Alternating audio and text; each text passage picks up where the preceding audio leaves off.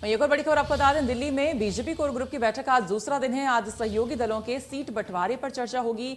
अपना दल निषाद पार्टी को 15-15 सीटें मिलने की संभावना है। तीसरे चौथे चरण के लिए प्रत्याशियों के नाम भी यहां पर मंथन इस पर हो रहा है। पिछड़े और दलित उम्मीदवारों पर फोकस बीजेपी करेगी।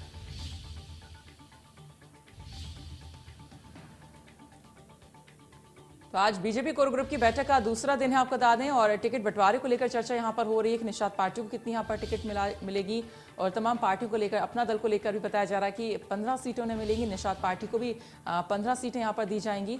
तो तीसरे और चौथे चरण के लिए प्रत्याशियों के नाम पर भी मंथन होगा और पिछड़े और दलित उम्मीदवारों पर भी फोकस बीजेपी करेगी।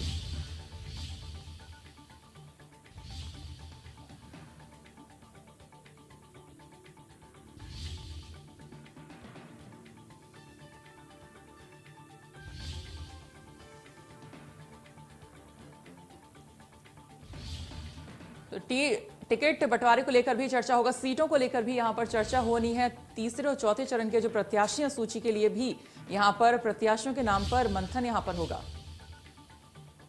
तो बीजेपी कोर ग्रुप की बैठक आज फिर होनी है, आपको बता दें, और प्रत्याशियों के नाम पर भी चर्चा होगी। साथ ही साथ टिकट यानी कि सीटों को लेकर भी यहां पर चर्चा हो सकती है। तमाम पार्टियों को किसको कितने टिकट देने हैं, सीटें कितनी देनी है, इसको लेकर यहां पर चर्चा होगी। बताया जा रहा है कि 15-15 सीटें अपना दल और निषाद पार्टी को मिलने की संभावनाएं दिख रही हैं।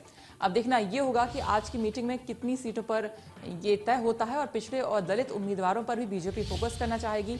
तो यहां पर दिल्ली में बीजेपी कोर ग्रुप की बैठक का दूसरा दिन है और अपना दल और निषाद पार्टी को 15-15 सीटें मिलने की संभावनाएं दिख रही हैं। वहीं तीसरे और चौथे चरण के लिए प्रत्याशियों के नाम पर भी मंथन होगा।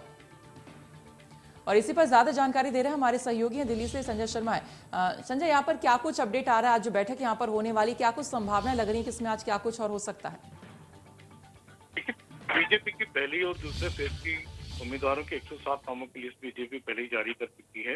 लेकिन कल भी कोर कमेटी की बैठक लगभग 5 घंटे चली थी बीजेपी के मुख्यालय में। केंद्रीय गृह मंत्री अमित शाह, जो बीजेपी के राष्ट्रीय अध्यक्ष जेपी नड्डा की अध्यक्षता में आज फिर से वो बैठक हो रही है और तीसरे और चौथे फेज के उम्मीदवारों की लिस्ट बीजेपी की लगभग तय कर लेगी।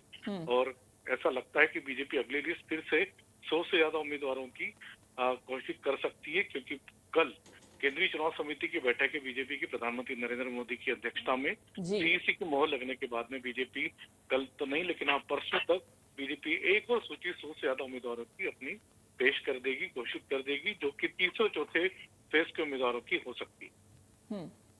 चलिए संजय, बहुत बहुत शुक्रिया पूरी जानकारी के लिए। तो संभावना यहाँ पे लग रही है कि 15-15 सीटें निषाद और अपना दल पार्टी को यहाँ पर सीटें मिल सकती हैं। देखना ये होगा कि आज क्या कुछ इस बैठक के बाद होता है।